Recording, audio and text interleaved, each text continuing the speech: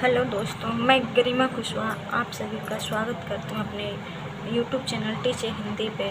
I hope आप लोग अच्छे होंगे और अच्छे से अपनी तैयारी कर रहे होंगे। तो आज हम लोग पढ़ेंगे संज्ञा और संज्ञा के प्रकार। तो चलिए शुरू करते हैं। संज्ञा संज्ञा को नाम से भी कहा जाता है।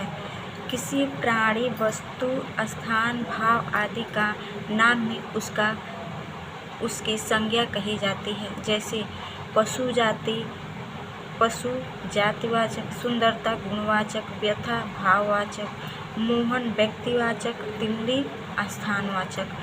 उदाहरण, राम खाना खा रहा है। राम क्या है? व्यक्तिवाचक है। अब देखते हैं संज्ञा के प्रकार। संज्ञा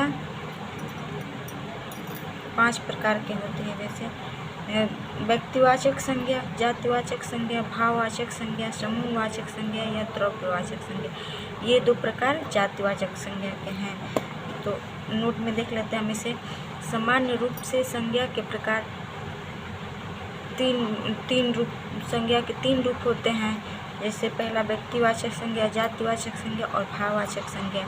वहीं अर्थ और भाव के आधार पर संज्ञा के प्रकार, अर्थ और भाव के आधार पर संज्ञा 5 प्रकार की होती हैं।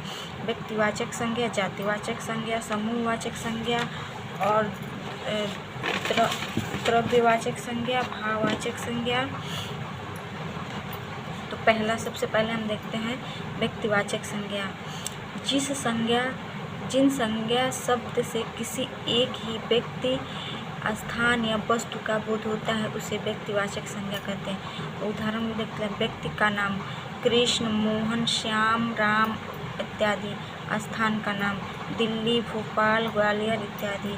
देश का नाम भारत, बांग्लादेश, केन्या इत्यादि। नदियों का नाम गंगा, ब्रह्मपुत्र, सिंधु इत्यादि। इसके अन्य उदाहरण देखते हैं, जैसे राधा पढ़ती है, नेहरू जी प्रथम प्रधानमंत्री थे।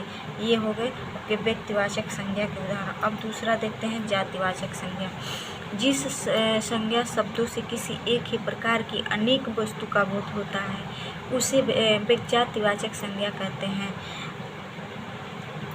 उदाहरण देख लेते हैं, लड़का जैसे राजेश, सतीश आदि सभी लड़कों का बोध हो रहा है। नदियों में देख लें, गंगा, यमुना, सरस्वती आदि सभी नदियों का बोध हो रहा है।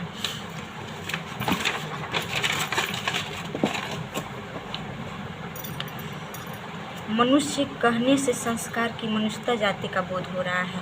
तो इसमें जातिवाचक संज्ञा में संपूर्ण जाति का बोध हो उसे जातिवाचक संज्ञा कहते हैं। जैसे पशुत्व और मनुष्य, इसमें सभी मनुष्य आ गए, पशु में सारे पशु आ गए। अन्य उदाहरण देख लेते हैं, हरिश्चंद्रों की कमी से देश का पतन होता जा रहा है। जैसे हमारे देश में हरिश्चंद्रों की कमी होती जा रही है, इसलिए देश का पतन होता जा रहा है। कोसों ने देश में हाहाकार मचा रखा है।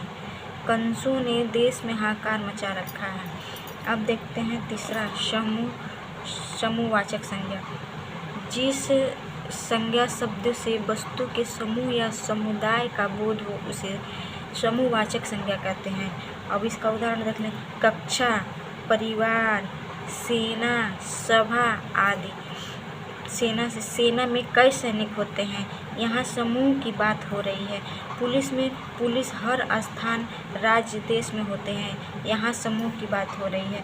पुस्तकालय में अनेकों प्रकार की पुस्तकें होती हैं, यहाँ किसी एक पुस्तक की बात नहीं हो रही है, अतः यहाँ समूह की बात हो रही है, तो इसे हम समूहवाचक संज्ञा कहेंगे। अब चौथा है द्रव्यवाचक संज्ञा। जिन संज्ञा शब्दों से किसी धातु, द्रव्य या पदार्थ का बोध हो उन्हें द्रव्यवाचक संज्ञा कहते हैं। उदाहरण देख लें, सोना, तांबा, दूध, मिट्टी आदि।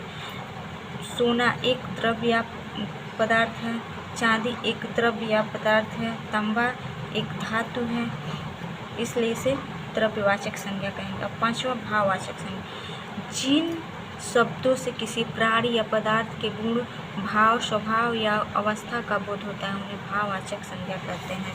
अब इसका उदाहरण देखें,